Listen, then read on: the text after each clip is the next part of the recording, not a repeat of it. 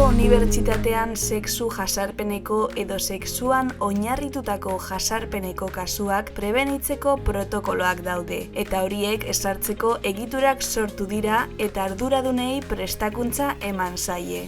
Diagnostikoaren arabera, jasarpenari aurrea hartzeko eta gerta daitezkeen kasuak salatzeko beharrezkoa da arazo sozial horretaz eta unibertsitateak horri aurre egiteko dituen baliabidez hitz egitea. Horregatik guztiagatik, berdintasun planak beharrezkotzat jotzen du dauden protokoloen eta egituren gaineko sentsibilizazioa eta ezagutza sendotzeko neurriak hartzea. Protokoloak online eta offline bidez zabalduz eta emakumeen aurkako indarkeriaren arloan dauden baliabideei buruzko informazio kanpainak eginez.